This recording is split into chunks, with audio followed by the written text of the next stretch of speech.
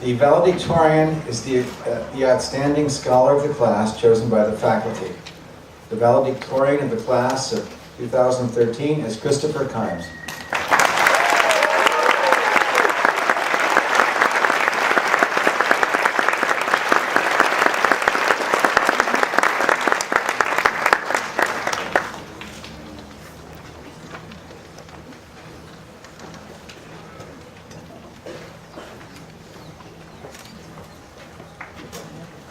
Thank you, Dr. Durkowski. Good morning, family, friends, faculty, and classmates. It is an honor to be here sharing a few words with you at graduation. Before I start, I'd like to thank everyone who has helped us get where we are today. To my parents, Richard and Tracy, my sister Katie, and my aunts and uncles who came out today, thank you for your love and support. I love you guys. On behalf of the class, thank you to all the parents, siblings, and family members who made it possible for these students to stand here before you at graduation. Teachers, administrators, coaches, and faculty. For the last 13 years, you have been inspiring the class of 2013 and fostering a love of learning. You've been role models for us all, and for that we will be eternally grateful. Classmates and friends, thank you for making Viewpoint so fun. We will all cherish these memories we have together. Graduates, many of you know me as a teammate, musician, or friend. However, it is far more likely that you know me best as that guy who lives in the robotics room. As I searched through my memories of high school, I realized that my time on the robotics team offers me a unique perspective on our educational experience. It is this perspective that I would like to share with you today. Engineering is best described as an iterative process. This means that everything we build goes through countless iterations, revisions, and versions before reaching its final state. Numerous times, I've built a robot and invested the necessary blood, sweat, and tears. Yes, I have actually done all three in the context of robotics. And then, at the end of the building process, looked over my work. It's my beautifully built creation, the product of all my hard work, but the more I look at it, the more I realize that it's not that good. It needs to be scrapped and completely rebuilt. That's where the tears come in. Sometimes, it's hard to take apart a good robot to build an even better one, but it is something that I've had to do to keep striving for excellence. This process of iteration and reiteration can seem punishing and disheartening at first glance, but I've found it to be very valuable and rewarding. The iterative process creates a constant cycle of improvement and striving for excellence, and it's what allows engineers like me to create the best machines possible. Last week, at the Duke of Edinburgh Award ceremony, Mr. Howie said something that immediately caught my attention. I'm going to give this my best try. Gold medal recipients. After progressing through the 3 levels of this award, I know that most of you will continue participating in your skills, community service, and physical recreation long after you receive this award.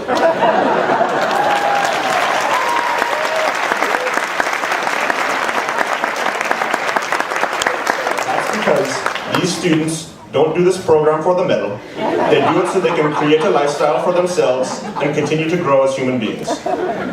Sorry if I made you sound like the Lucky Charms leprechaun. I realize that the same notion applies to our entire education at Viewpoint. We have not challenged ourselves academically merely to obtain the diplomas that we will be receiving in just a few minutes. Rather, Viewpoint has allowed us to create a lifestyle for ourselves. But what if creating that lifestyle works in the same way we create a robot, through the iterative process? Viewpoint has made us all who we are today through a process of revisions, each one growing more prepared to tackle the challenges of the world we are all about to face. Class of 2013, I ask each of you to think back to freshman year. Imagine yourself exactly as you were back then. First of all, you were all short. Perhaps you had braces that are now gone, a complete lack of style in your wardrobe, or a really silly haircut. If you're anything like me, then you had all 3 of those. Your personality was definitely different then as well. I believe the term freshmanic best describes that frivolous, rowdy excitement that we carried around with us. We have all changed considerably since then. But the you that you're recalling in your memory is still distinctly and recognizably you. It's just an earlier version. I think it's like switching from the new iPhone 5 Back to that first generation iPhone, the chunky round one that didn't even have 3G. At the time, it was pretty good, but now it seems kind of out of place and outdated. So let's call this freshman version of you version 1.0 and explore how we've grown since, through various reiterations of ourselves. After one whole year of high school, we weren't completely lost anymore. We were starting to figure it out as version 2.0. By sophomore year, most of us had found our core group of friends and began to grow and challenge ourselves academically with some difficult classes. Chem honors. For many of us, our first experience with varsity sports also came as sophomores, as we had grown more into our bodies and become more athletic. We had progressed past being part of the nameless herd of rowdy freshmen, but were still underclassmen and not yet really that important in the grand scheme of high school. Sophomore year was a lot of fun, and high school really started to click for a lot of us. I know that as a sophomore, Chris Kimes 2.0, I thought that I had it all figured out, but I'm glad that I've continued to grow as a person since then. It is at moments like this that the iterative process of getting a Viewpoint education helps us keep growing when, like my attempted robot from earlier, we sometimes require further revision. It was about time that we left the minor leagues and got called up to the majors. As version 3.0, we were finally upperclassmen. Everyone was driving by then, would become more important to our coaches and more integral to our teams, started to assume leadership positions in clubs and organizations, and we were even allowed to go to prom. We got a shiny new academic building, the Rakowski Family Hall, and a lot of new academic work to go with it. A deluge of homework, APs, SATs, and ACTs rained down upon us, compounded by the underlying knowledge and stress that this year alone had the potential to make or break our high school careers. But as a class, we put our heads down, and with the help and inspiration of our teachers, classmates, and families, overcame that challenge and made it through the blur of work and stress that was junior year. Which brings us to where we are now, version 4.0, senior year.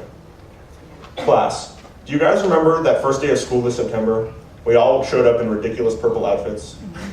I wore a purple shirt, a purple tie, and a pair of purple skinny jeans that were 4 sizes too large in the waist because they were the only pair I could find shopping with my mom.